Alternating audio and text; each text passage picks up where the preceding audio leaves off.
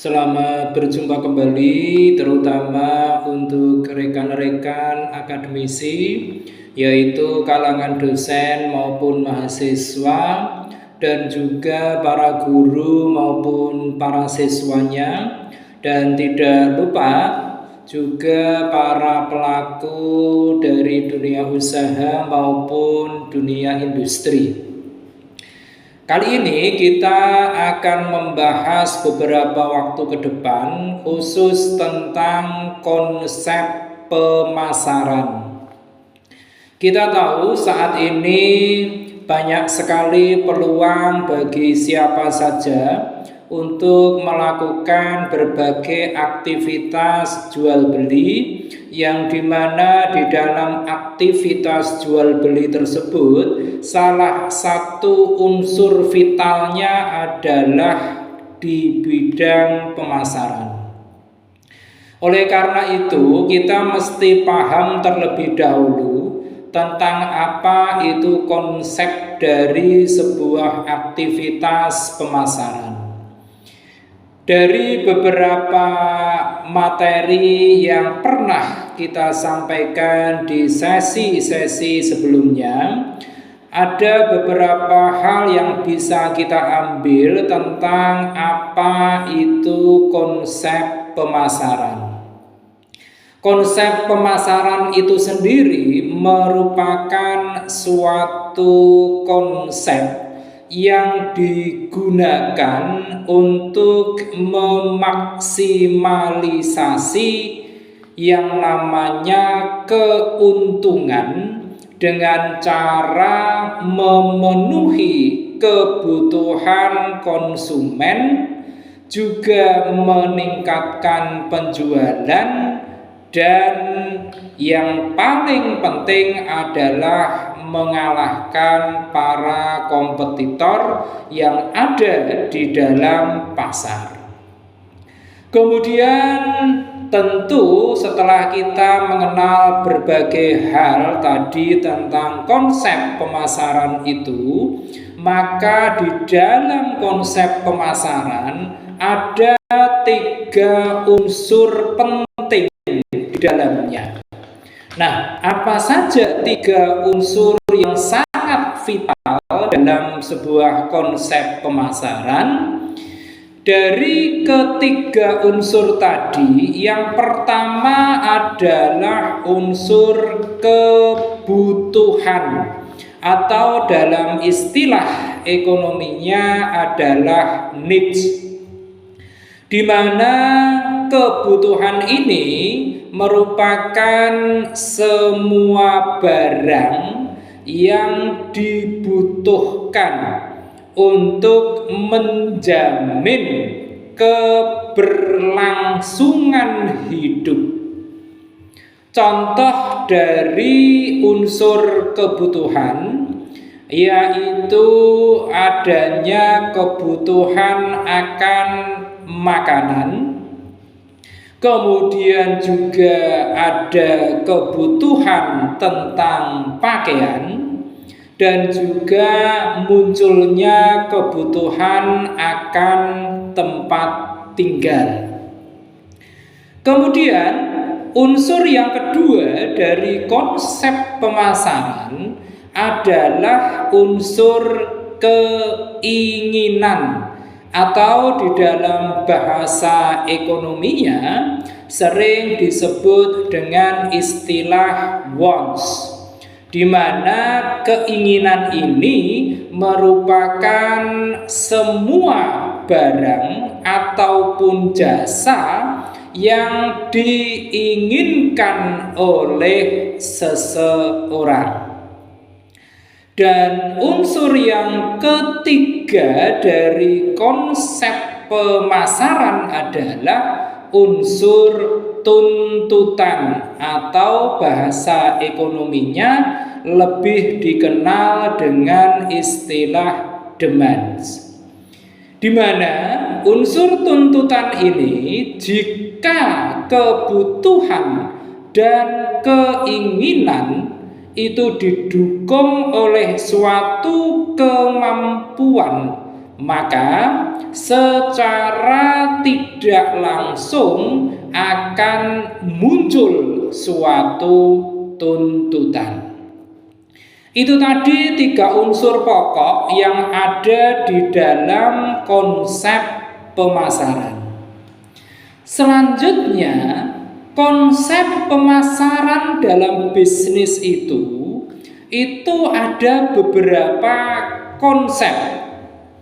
Konsep yang pertama adalah konsep produksi, di mana di dalam konsep produksi ini akan fokus pada efisiensi pada proses produksi yang memenuhi ekspektasi konsumen.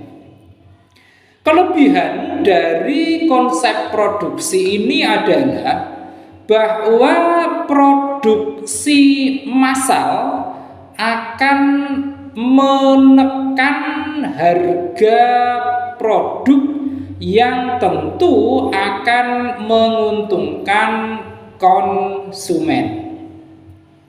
Sedangkan kekurangannya atau kekurangan dari konsep produksi adalah bahwa konsep produksi ini akan lebih fokus pada efisiensi proses produksi dan seringkali itu mengabaikan kualitas produk.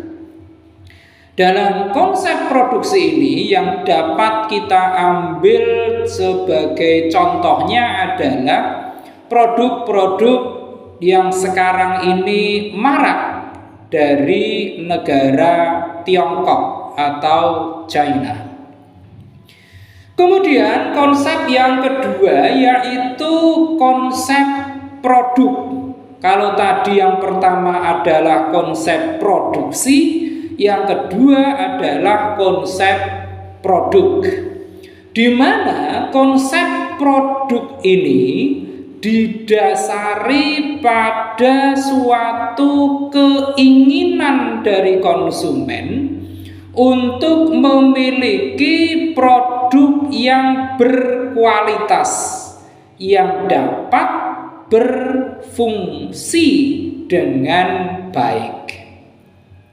Adapun kelebihan dari konsep produk ini adalah bahwa kualitas produk itu menjadi prioritas yang dapat mendatangkan suatu keuntungan. Sedangkan kekurangannya yaitu bahwa di dalam konsep produk tidak dapat menjangkau konsumen yang memilih produk dengan standar harga yang lebih rendah. Dalam konsep produk ini ada contoh yang bisa kita ambil, yaitu kalau di pasaran ada produk-produk dari Apple, yang mana produk-produk Apple ini tentu kita paham betul harganya lebih tinggi jika dibandingkan produk-produk sejenis dari produsen lain.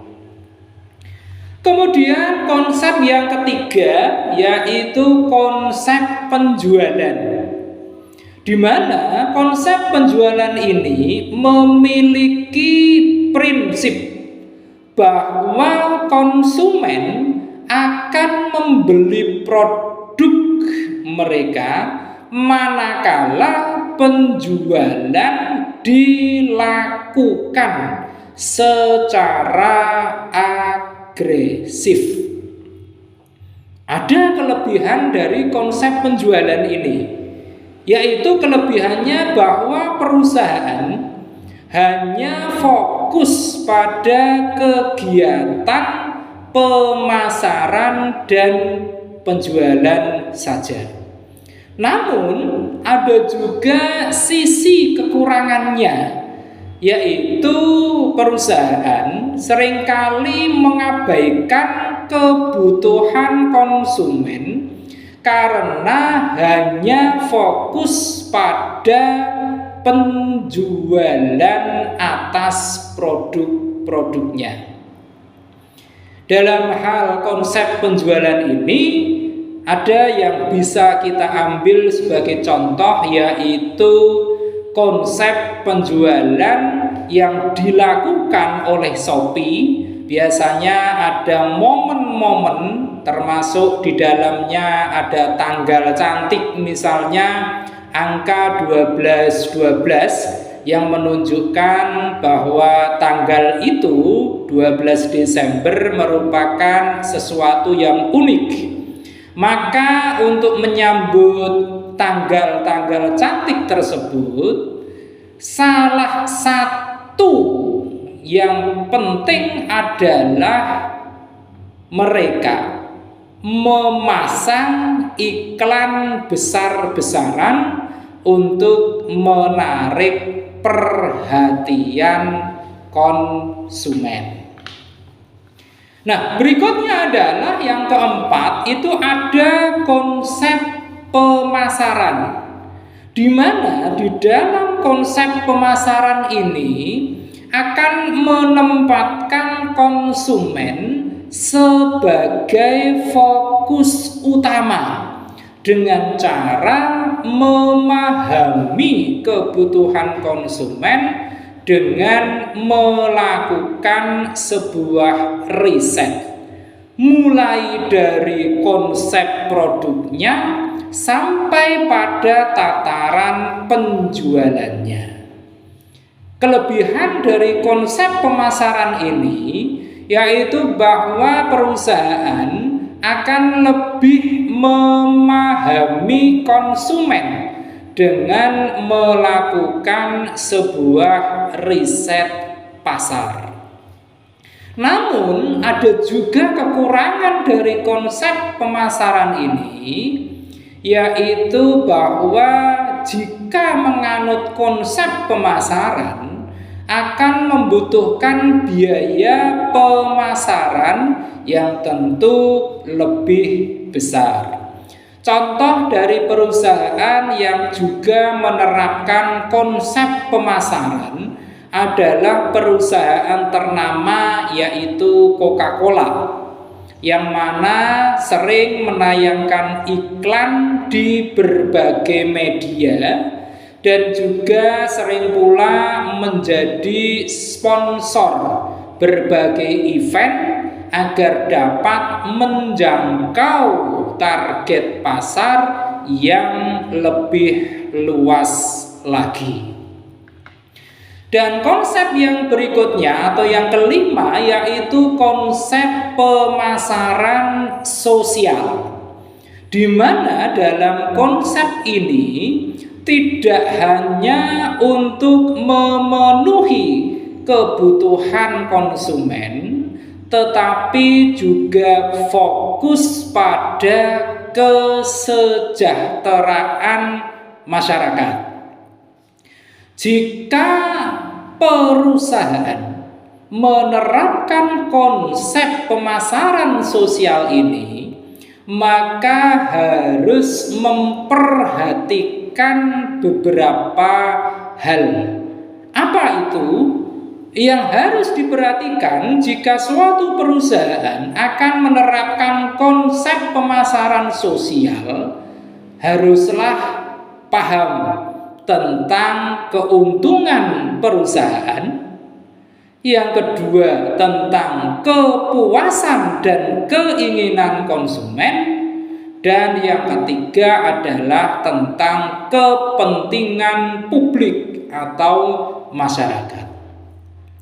Adapun kelebihan dari konsep pemasaran sosial ini adalah bahwa akan meningkatkan loyalitas konsumen melalui produk-produk yang saat ini cenderung mengarah ke produk-produk ramah lingkungan. Sedangkan kekurangannya, biasanya segmen yang dibidik itu lebih spesifik karena hanya menarik konsumen yang memiliki fokus pada isu sosial. Hal ini bisa kita ambil contoh, yaitu perusahaan The Body Shop, di mana perusahaan ini selain menggunakan bahan-bahan nabati dalam produk-produknya, perusahaan The Body Shop juga aktif sekali dalam kampanye kemanusiaan. Salah satu yang dilakukan oleh perusahaan The Body Shop adalah mereka mendirikan sebuah yayasan amal. Nah, itu tadi beberapa bentuk konsep dalam dunia pemasaran. Selanjutnya adalah hal-hal yang perlu dilakukan oleh perusahaan untuk meningkatkan nilai tawarnya kepada pelanggan.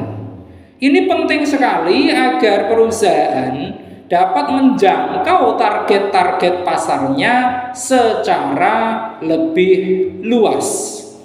Ada beberapa hal yang bisa dilakukan oleh produsen dalam rangka untuk meningkatkan nilai tawar kepada pelanggannya. Ada dua cara yang bisa dilakukan oleh produsen, yaitu yang pertama dengan meningkatkan manfaat, dan yang kedua dengan cara menurunkan biaya. Tergantung perusahaannya lebih sesuai dengan cara yang seperti apa. Tentu masing-masing perusahaan memiliki penilaian yang berbeda-beda menyesuaikan dengan karakteristik dari perusahaan tersebut.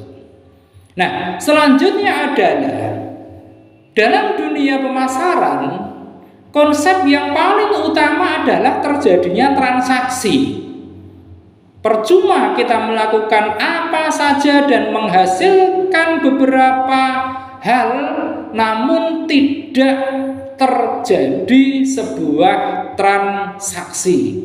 Oleh karenanya, transaksi ini perlu dan sangat-sangat penting untuk menjadi bidikan bagi semua perusahaan. Nah, di dalam hal ini ada beberapa syarat untuk terjadinya sebuah transaksi antara konsumen dengan produsen. Apa syarat-syaratnya? Yang pertama adalah bahwa transaksi akan terjadi jika sekurang-kurangnya ada dua pihak. Yang kedua syaratnya adalah bahwa masing-masing pihak memang menginginkan dan sekaligus juga bersedia untuk berurusan dengan pihak lainnya. Syarat ketiga dari terjadinya transaksi adalah masing-masing pihak memiliki sesuatu yang bernilai bagi pihak lainnya. Syarat yang keempat, bahwa masing-masing pihak memiliki kebebasan untuk menerima maupun menolak penawaran yang ada. Dan syarat kelima terjadinya transaksi adalah bahwa masing-masing pihak dapat berkomunikasi dalam rangka mendukung penyerahan barang yang ditransaksikan.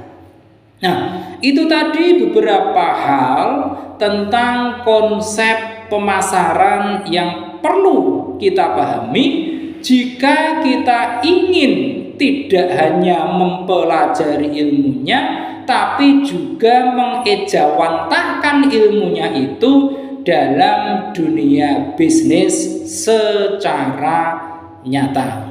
Kita tahu saat ini banyak sekali para pihak, terutama adik-adik generasi muda, yang berkeinginan untuk menjadi wirausahawan muda. Oleh karena itu, tidak ada salahnya kita tahu ilmunya dulu sebelum mempraktekkannya dalam dunia bisnis yang nyata. Semata-mata agar bisnis kita akan semakin sukses. Demikian pembahasan singkat kita tentang konsep pemasaran. Kita akan lanjutkan dengan pembahasan tema-tema yang tidak kalah menariknya pada sesi-sesi berikutnya. Terima kasih atas perhatian Anda semua. Jangan lupa setelah menyaksikan tayangan ini, silahkan klik di layar Anda untuk like, komen, share, dan tentu saja jangan lupa subscribe. Terima kasih.